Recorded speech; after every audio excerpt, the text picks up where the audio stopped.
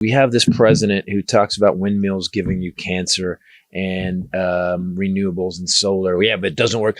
Here's how dumb these fucking people think we are and how they are. They interviewed him about one of the people from the fucking fuck up clown car sat down and he goes, the problem is the wind doesn't always blow and the sun doesn't shine at night. And I just wanted to go and one of the congressmen held up a battery and he goes, yeah, that's why we have these to store the energy and nothing. Can you look up something real quick before we go? Because I know you got to get out of here. Look up what China invested in renewables last year. And it's insane.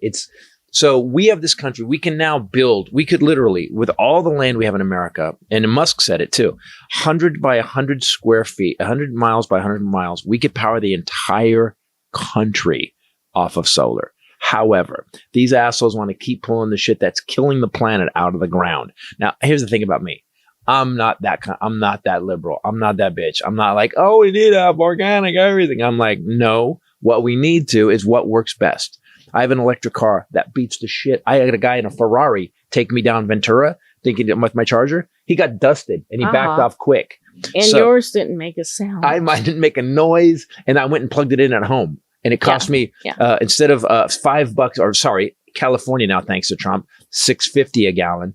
I think it's up to $7. To fill my entire tank to go 250 miles is $16. Well, that's actually a lie because we have solar roof. Yeah, we have so zero. We're gaming the system right now. But by the way, our solar roof works even in the dark because we have big batteries. Yeah. So it powers our house all through the night. Stores it. Yeah. So do me a favor. What did you see? What China's done? China invested roughly $1 trillion in clean energy and renewables. This figure vastly outpaces investments by the U.S. and the EU combined. It accounted for nearly half of all low carbon spending worldwide. And how efficient is it? Like, does it say anything that it's? It says massive deployment of solar and wind power with solar generation capacity alone surpassing coal. Solar power accounted for over 1 trillion yuan in direct generation investment. Manufacturing and supply chains, more than 90% of global low carbon manufacturing investment took place in China, which built an integrated value chain for solar panels, wind turbines, and grid storage. The most spectacular growth, however, occurred in the battery sector, with heavy investment directed at electric vehicle production and system-wide grid upgrades. There's a new company, they've been around for a while. They actually provide most of the batteries worldwide, CATL.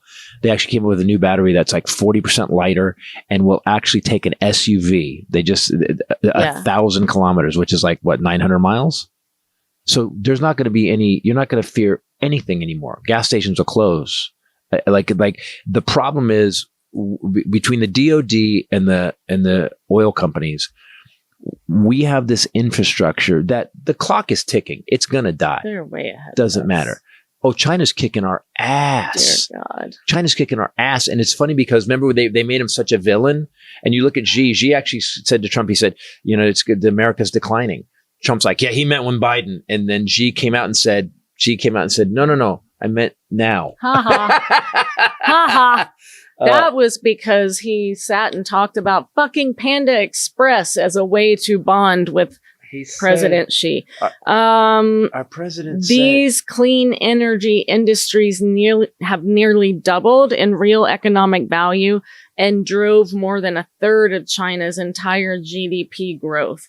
And it is now shifting our global markets, their investments in these clean energy. And the more we invest in it, the cheaper it gets. And the cheaper it gets, the more that the people that run shit don't want us to have it. Mm-hmm. Remember, people, they're not out for you. No. They're just not. We are, though. Do me a favor. The news, MSNBC, CBS, CNN, are all owned by right-wing billionaires now. So do me a favor, guys. Subscribe to our channel. We will always tell you the truth until they stop us. They're not reporting it. No, they're not reporting any of this shit. People traveled here, and we're not like. They're not yet. There's a new strain of COVID, but they're not the bird flu jumped species. Well, Trump is. What the. because Trump's suing everybody and he's going to shut them down. He's going to pull their FCC licenses, and they got rid of Stephen Colbert. This is the last time. We are in a dictatorship. Guys, it's not coming. It's here. Remember that. Do me a favor, subscribe to the channel. Go to ChristopherTitus.com to get merch. There's a new shirt. I stopped drinking forever. A new shirt. If you're sober, you're going to love. Go to Rachel Bradley's special is coming out in the next month and a half. I'm Ray Bradley on Instagram, RAE Bradley. And Titus Nation on Instagram. Guys, thanks for listening. Thanks for watching. Continue to scream sanity. Listen, democracy and freedom die in darkness, and they die in silence. Don't shut the fuck up. Get loud. Like Bruce Springsteen. Thanks for watching. Thanks for listening. For myself, the lovely Bombshell Ray, Rachel Bradley, Groucho, and Costello. Later. Peace out. Also, we love you. And Eugene was awesome. And you guys were awesome. The audiences were so fun, but just getting to talk to so many of you after the shows and how kind you guys are about Chaplin and us losing him. And they got to see baby Costello in the bag on the merch table, and Groucho ran around on the merch table, and you guys were just awesome. It was really great to be with you. So thank you for that. Olson Run Comedy Club, Eugene, go there, guys. And thank you. And thanks for what you said about the podcast too. Peace. We see you later, River. Look at his back leg. Flop.